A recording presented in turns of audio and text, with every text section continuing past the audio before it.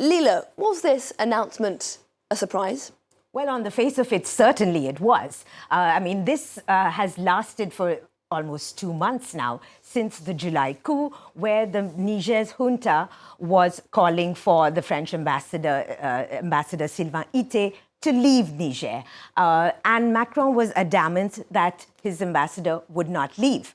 At one point, the junta gave the ambassador 48 hours to leave. This deadline passed, and he was declared persona non grata. But Macron always was firm publicly in saying that the ambassador would stay on in Niamey. In fact, just last month, when Macron addressed his ambassadors, this is an annual meeting of French ambassadors in Paris, the focus of the meeting was actually on the ambassador who was not in the room. Ambassador Ité joined the meeting on a video link from Niamey. And at this meeting, Macron did not mince his word. Let's take a listen to what he said. I think our policy is the right one. It's based on the courage of President Mohamed Bazoum and on the commitment of our diplomats and our ambassador on the ground, who remain steadfast despite the pressure. But, despite the talk behind the scenes, there was negotiations going on. And France 24 did an exclusive just 2 weeks ago, where we had our sources telling us that the French officials were engaged in talks with some Niger military officials on a drawing down, a streamlining of drones and aerial reconnaissance missions. Because frankly, France's position was getting untenable, this position. You had an ambassador isolated in the embassy. Anti-French sentiment was rising. There were pro-coup demonstrations in Niamey. And France was not really getting the support of its allies. France was calling for a return of ousted leader President Mohamed Bazoum. This was echoed by its allies, but France was not getting the sort of support it needed. And so this situation was untenable, really. So why then was France not getting that support from its Western allies and also allies within ECOWAS? Well, that's an interesting question. Look, on the face of it, France's African and Western allies, European allies, were echoing France's statement of a return to democratic order. Now, ECOWAS, the West African bloc, initially said that they would have a military intervention, a rapid reaction force, but this did not happen. For starters, there were 2 countries, 2 member nations in ECOWAS, Burkina Faso and Mali, that themselves had military coups, and they declared that any intervention would be seen as an act of war.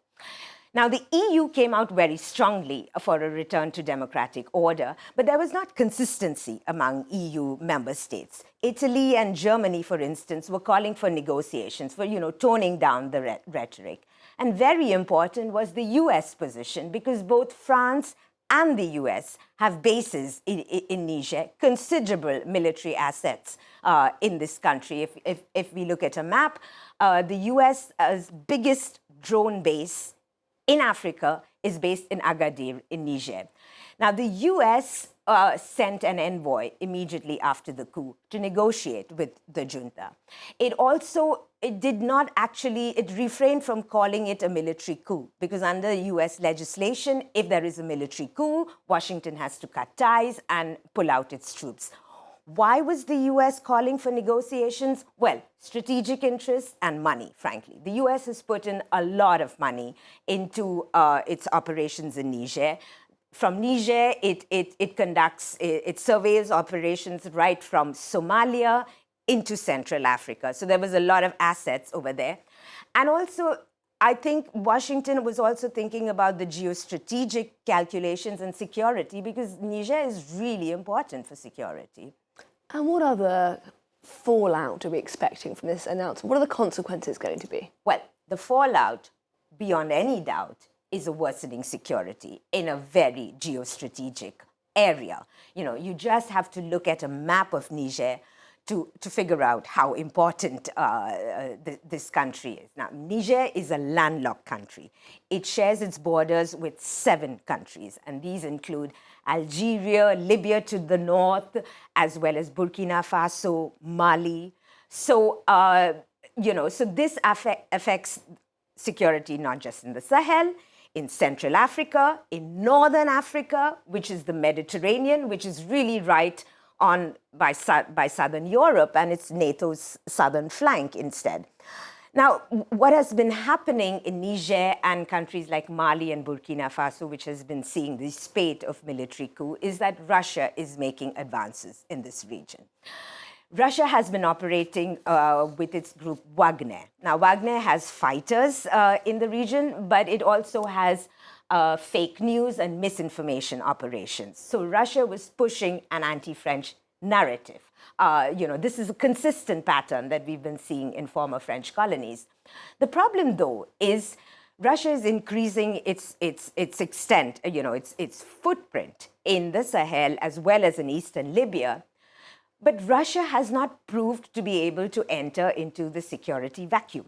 ECOWAS statistics show that attacks have increased in the first 6 months of this country.